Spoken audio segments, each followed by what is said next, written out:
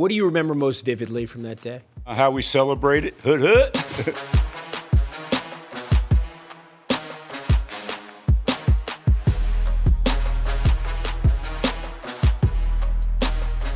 I'm Jeremy Schaap. Welcome to the biggest game coming to you from the Pro Football Hall of Fame in Canton, Ohio this week.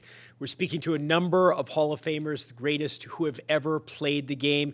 And we're joined today by one of the greatest receivers in the annals of professional football, Drew Pearson, number 88 for the Dallas Cowboys. Drew, thank you so much for being with us. Yeah, thanks for having me, and I appreciate that compliment coming from you as one of the best receivers in the NFL. Well, there's no doubt about that. All right, thank you, sir. That goes without saying. I appreciate that. It's great to see you again.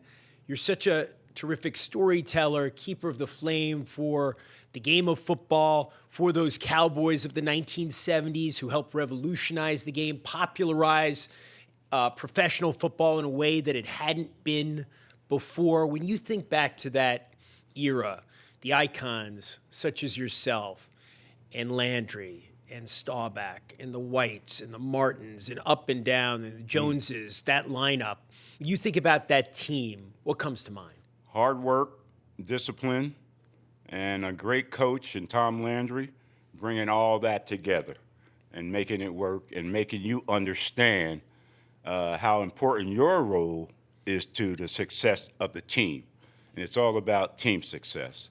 You know, I played 11 seasons. I played in 7 championship games and ended up playing in 3 Super Bowls. But it was that consistent success is what the Cowboys became America's team and all this, the merchandise leader and all that kind of stuff. And the reason Jerry Jones had to pay so much to become owner. Right. You know? But, yeah, we were, and we knew what we were, okay? We knew we were playing the primetime games, Mondays, Thursdays, Sundays, 3 o'clock kickoffs and stuff like that. We embellished it. We weren't afraid of it. But we knew that it all predicated on the fact that we got to go out here and win every Sunday. Yeah, you guys were monsters. You were always there. Yeah, and when you go in, Jeremy, as America's team, everybody wants to beat you, you know? Yeah, we're going to beat America's team today and all that kind of stuff. So we had to deal with that, but we handled it pretty good. I'll say. I mean, you said 11 championship games, right? I'm sorry, 11 seasons, 7 championship games you played in. The Cowboys, the first 30 years of the Super Bowl era, were in 15 championship games. I mean, that was just the way it was. You expected them to be there. That switch flipping from, you know, the Cowboys being an NFL franchise to being the marquee franchise in many ways, America's team. Do you remember when that really occurred and how it occurred?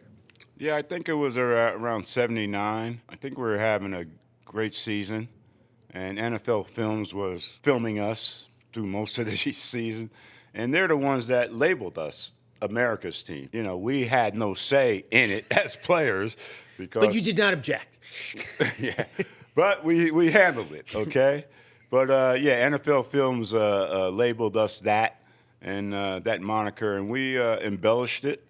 And we knew, though, that every game we're going to play, everybody better stratten up that chin strap because everybody wants to beat America's team. Look, and you've got on the sidelines, you know, a coach who is the epitome of what a coach is, right? Yeah. Like the way he carried himself, the way he conducted himself, the winning. Who was the real Tom Landry? Oh, wow, that's a good question. With Tom Landry was faith, family, then football. As a football coach, he was very much a disciplinarian.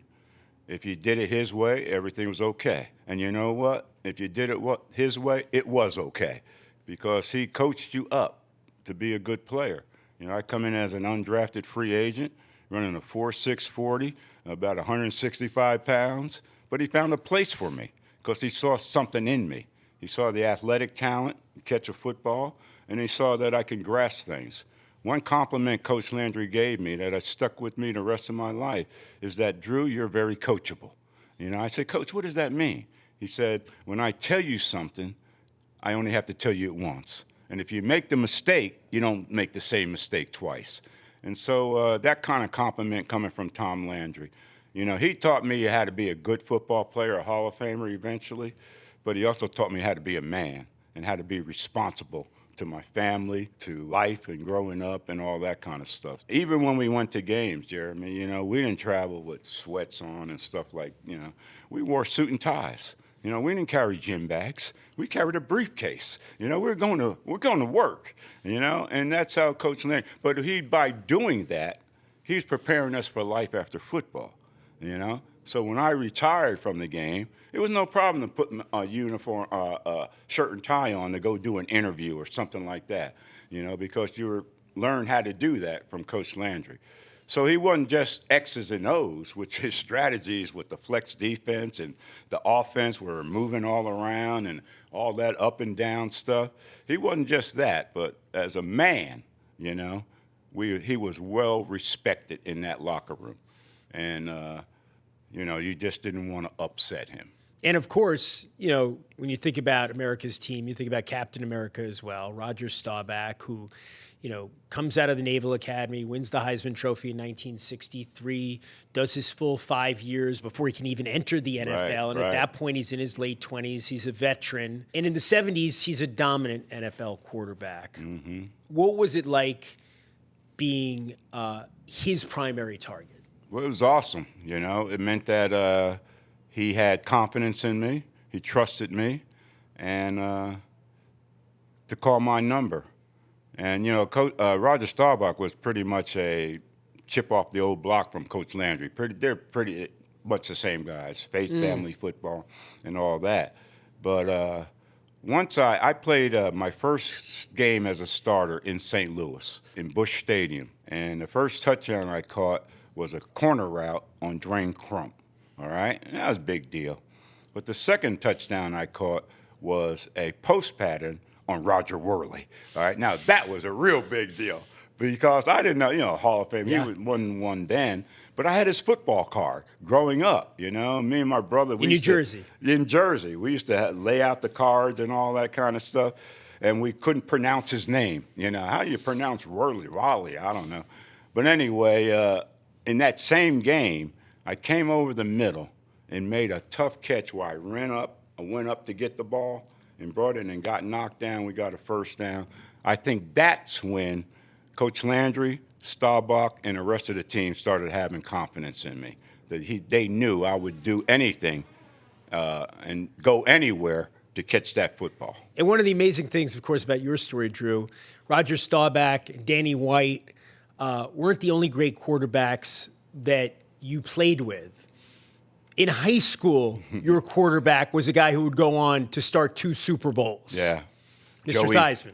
Joey Theismann. Theismann, as he was known at the time. Out there, it's Theismann. Not rhyming with Heisman until he got to Notre Dame. We just named a street after him in our high school. Of course, I had mine first. But who's counting? Yeah. How cool was that, you know? Because at South River, football was it, okay? If you're a boy growing up, a young man growing up in South River, and you didn't play football, you know, we had to find out what's wrong with you because it was a tradition. I'm not the first Hall of Famer from South River High School. Alex Wojciechowicz, who played with the Lions and all that, yeah, he's from the same high school, South River. So there was a little football pedigree there and live up to that. And the first pass I caught from Joe Theismann was a 60-yard touchdown pass. And Jeremy, I caught it standing in the end zone.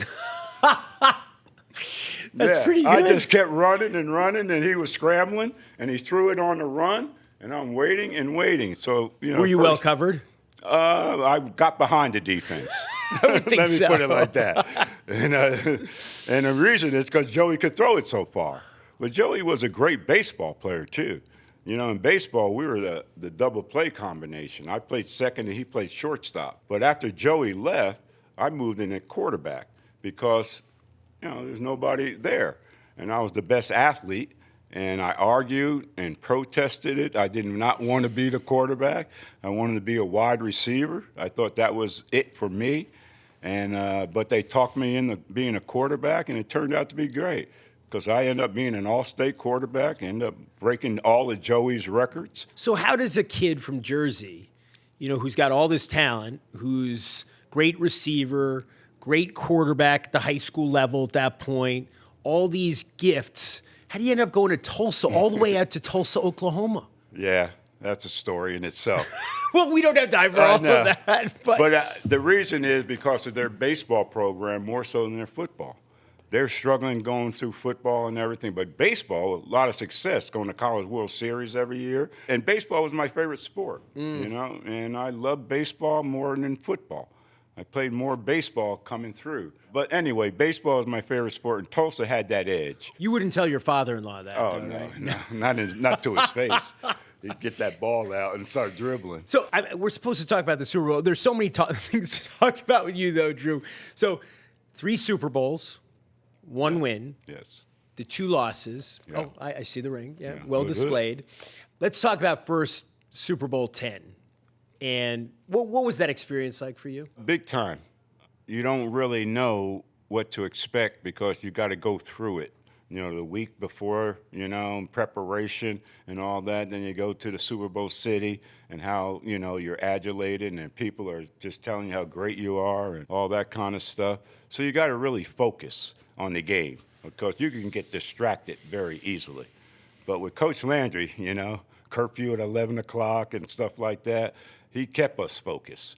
And but it was a great experience. You know, once the game started, no one gave us really a chance, you know, to beat the Steelers. We were the first wild card team that came through that way. But we had confidence. And when we took that first drive, and I came across the middle, caught that near Geo quarterback pass, play action pass, and took it in. And I saw Andy Russell going that way, and I was going this way, and right into the end zone. That when we knew we're equal with the Steelers. We could play these guys. And we lost a close game in that game. But we thought they were the better team. We knew they were the better team, but we thought we were the team of destiny. Hail Mary and all that kind of stuff to get us there. Yeah, let's talk about the Hail Mary. Yeah. Touchdown, no push, Jeremy. that's as about as I could explain. Yeah, describe the situation in the divisional round against the Vikings and what that play was all about and why we still talk about it. You know, we were a wild card team that year. Vikings had just been to the Super Bowl. They had lost the previous year. And, you know, we went up there to play them in Minnesota. And basically the same team, you know. That's why Minnesota was so good. They basically kept the same players. They kept doing the same thing over and over, but they did it so well that made them effective. And as it turned out with the Hail Mary, that was their detriment because we knew how to attack them. When the Hail Mary drive started, you know, we were 91 yards away from a touchdown. We needed to win the game. And I had one pass thrown to me. It was an overthrow on Bobby Bryant's side. I'm mad at Staubach. I'm mad at Landry. But you know what? When we started that drive, first thing Roger said in the huddle, Drew, what do you got? Drew, what do you got? And that whole drive for 91 yards, capped off by a Hail Mary, Roger called every play in that drive. And most of the plays were, Drew, what do you got? We even had Jeremy a 4th and 17 where we hit for 22 yards on the sideline 2 plays before the Hail Mary. So you're down 14-10. There's 30 seconds left in the game. You're at the 50.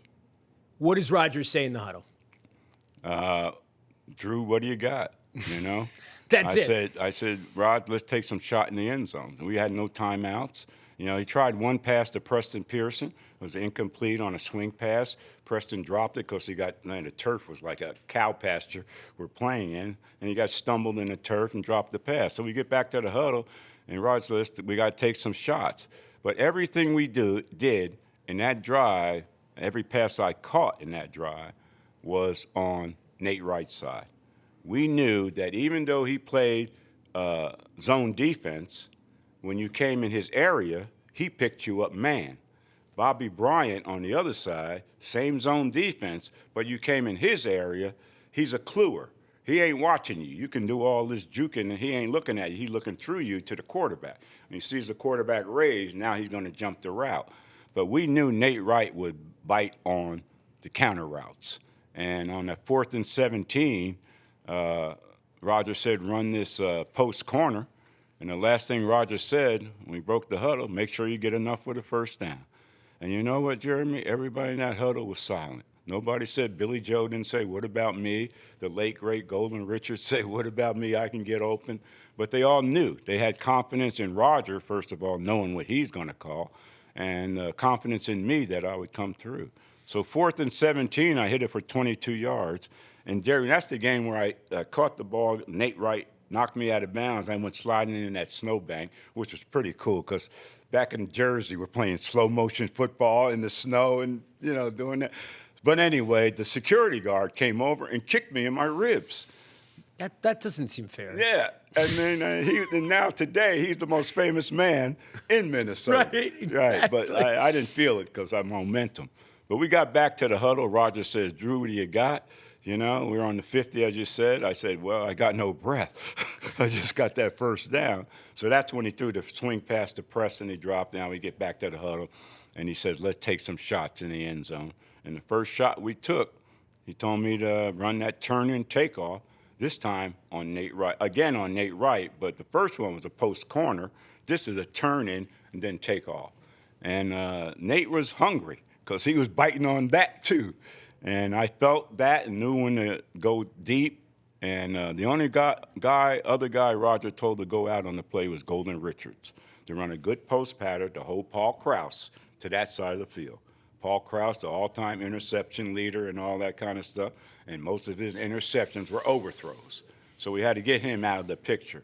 And now we're man-to-man on Nate Wright, and ran that in and out. And when we started going upfield, we were neck and neck, and I said, I got him.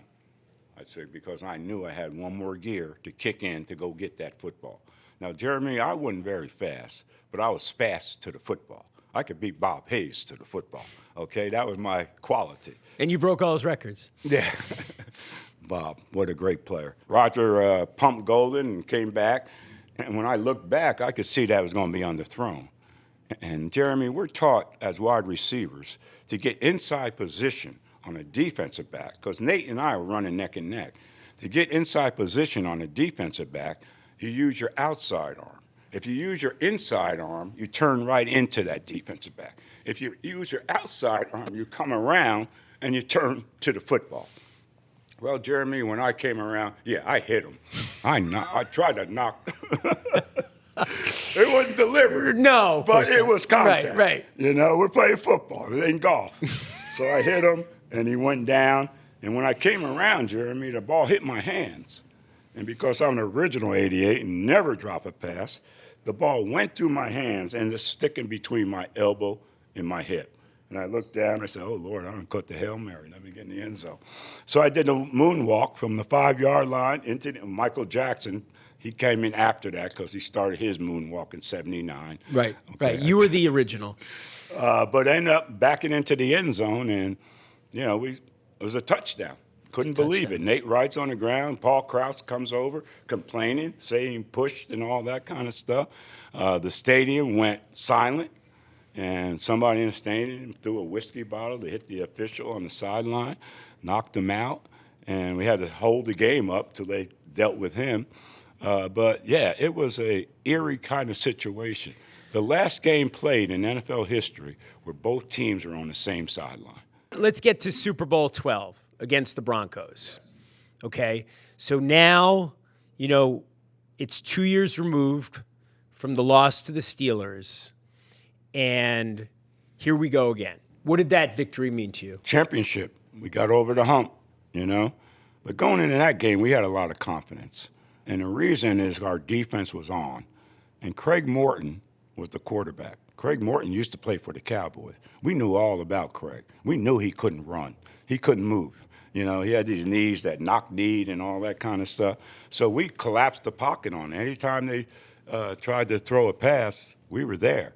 And Doomsday had a great day, and we did enough on offense to win the game. But the feeling of elation of coming through it all, because there's so many things through the course of the season that prevent you from even get to that point, And so we overcame a lot to get there. And we continue to overcome things in that game. But we felt we were the better team. And this is the franchise's second Super Bowl victory. Yeah. The first in 6 years. All these years later, almost half a century later now, Drew, how special is it to you to have that ring? Oh, yeah, it's special because everywhere I go, I wear it, and people know I'm a Super Bowl champ. I don't have to explain nothing. They see that ring, and that tells the story, you know? And so it's very special, and I wear it all the time. A lot of times when I take pictures and do autographs with the fans, I let them put it on and take a picture with them and stuff like that. But I'm very proud of this, and it's forever. It doesn't lose weight, doesn't go bald or anything. It's still always going to be that Super Bowl ring, and it's always going to mean something to it, and that means you're a world champion. And that was one time in 11 years career. 7 championship games, couldn't get over that hump, in 4 of those. But you did one time, and this symbolizes that. There's so many players that played in the NFL that don't get that chance. So when you get that chance, you want to take advantage of it. And that day in New Orleans, we were able to take advantage of it. What do you remember most vividly from that day? How we celebrated, hood hood. We played hard and we partied hard, Jeremy. I tell you, we had a great celebration and all that. But I just remember us coming together and having confidence that we could win this game. And we played like we were confident. And we took it right away from the Broncos. The next year we've got the Steelers. Yeah, but we don't have to get into that. We don't have time to get into Super Bowl XIII. No, we ain't got time for Mel Blount, okay? The best cornerback I ever played against. Give him some props. He might be listening. By far, Jeremy. 6'4", 205. How do you get off the line on that guy? Drew, it's always great seeing you. All right. Thank you so much. Good stuff, sir. Super Bowl XII champion and Hall of Famer Drew Pearson here at the Pro Football Hall of Fame. Thanks for joining us for The Biggest Game. Thanks for joining us for this edition of The Biggest Game. You can see our next show and all our previous shows at the NFL on ESPN YouTube channel. New shows drop every Tuesday as we barrel towards Super Bowl 61, Valentine's Day 2027, which will be ESPN's first ever Super Bowl.